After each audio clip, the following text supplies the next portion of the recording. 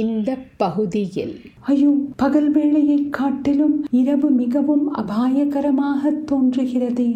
29ஆம் அத்தியாயம், ராஜதரிசனம். இந்த audio book உங்களுக்கு பிடித்திருந்தால் லைக் செய்யவும், சப்ஸ்கிரைப் செய்யவும், ஷேர் செய்யவும். நன்றி. பகுதி 2. வெளிச்சம் மிக குறைவாக இருந்த போதிலும் இரவில் பார்த்து பழக்கமுற்ற அவளுடைய கூரிய கண்களுக்கு எல்லாம் நன்றாக தெரிந்தன.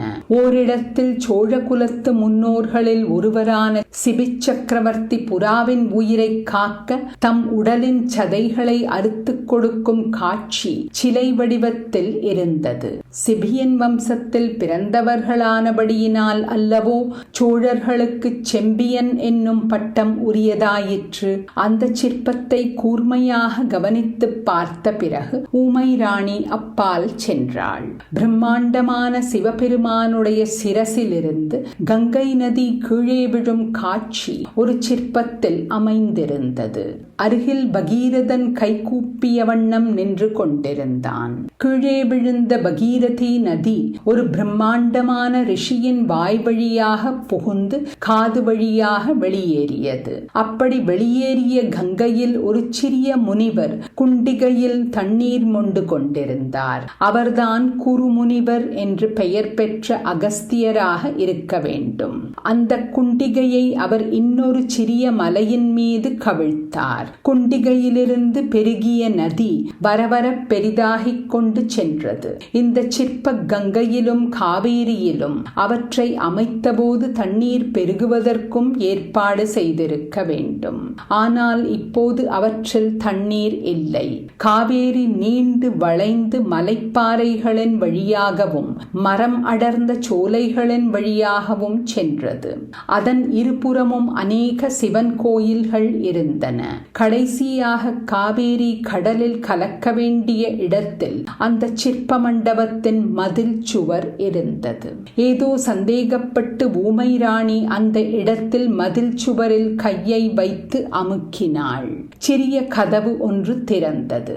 அதன் வழியாக வெளியேறிய இடம் அரண்மனை தோட்டம். அதற்கு அப்பால் வெகு சமீபத்தில் அரண்மனையின் உன்னதமான மாடங்கள் காணப்பட்டன. சுற்றும் முற்றும் பார்த்தாள். மங்கிய அந்திமாலையின் வெளிச்சத்தில் தோட்டத்தில் யாரும் இல்லை என்று தெரிந்தது. பழுவேட்டரையரின் தோட்டத்தில் விழுந்து கிடந்தது போலவே இங்கேயும் மரங்கள் முறிந்து விழுந்து கிடந்தன. ஆகையால் தோட்டத்தில் யாராவது இருந்தாலும் அவள் சிற்ப மண்டபத்திலிருந்து வெளிவந்ததை பார்த்திருக்க முடியாது.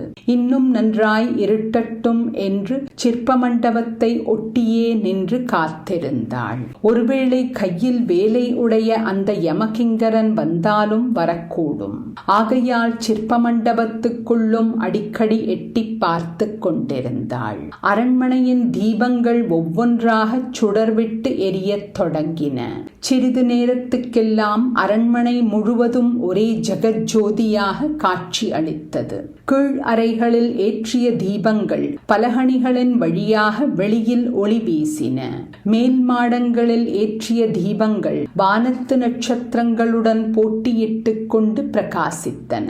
ஐயோ, பகல் வேளையை காட்டிலும் இரவு மிகவும் அபாயகரமாக தோன்றுகிறதே என்று மந்தாகினி எண்ணினாள். அரண்மனையை நாலு புறமும் நன்றாக உற்று பார்த்தாள். சிற்ப மண்டபத்துக்கு சமீபமாக இருந்த அரண்மனை பகுதியிலே மட்டும் அதிக விளக்குகள் இல்லை என்பதை கவனித்துக் கொண்டாள். காவேரி வெள்ளத்திலிருந்து தான் எடுத்து காப்பாற்றிய தன் உயிருக்குயிரான செல்வக்குமாரனை இலங்கையில் கொல்ல முயற்சித்த பாதகனும் அவனுடைய தோழனும் அரண்மனையின் இந்த பகுதியிலேதான் மேல் மாடத்தில் ஏறி நின்றார்கள். ரவிதாசன் இன்னொருவனிடமிருந்து வேலை வாங்கி யார் மீதோ எரிவது போல் குறிபார்த்த இடம் இதுதான். நல்ல வேளையாக இந்த பகுதியில் அதிகமாக தீபங்கள் ஏற்றவில்லை. அதற்கு காரணம் யாதாக இருக்கலாம்? நல்லது, அதுவும் சீக்கிரத்தில் தெரிந்து போகிறது. நன்றாக அஸ்தமித்து அரண்மனை தோட்டத்தில் இருள் சூழ்ந்தவுடனே மந்தாகினி சிற்ப மண்டபத்தின் வாசலிலிருந்து மிரண்டோடும் மானின் வேகத்துடன் பாய்ந்து சென்று அரண்மனையை அடைந்தாள்.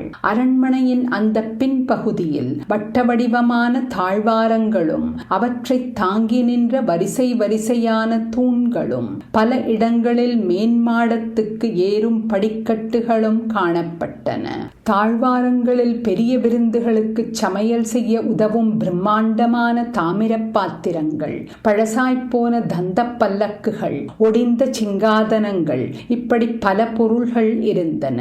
அவற்றின் மத்தியில் சிறிது நேரம் சுற்றி பார்த்துவிட்டு மந்தாகினி கடைசியாக ஒரு படிக்கட்டின் மீது துணிந்து ஏறினாள். அடுத்த பகுதியில் தூண் மறைவில் எட்டி பார்த்தாள். ஆஹா, அவள் பார்த்தது என்ன? பார்த்த கண்களை திருப்பவே முடியாத காட்சிகளை பார்த்தாள்.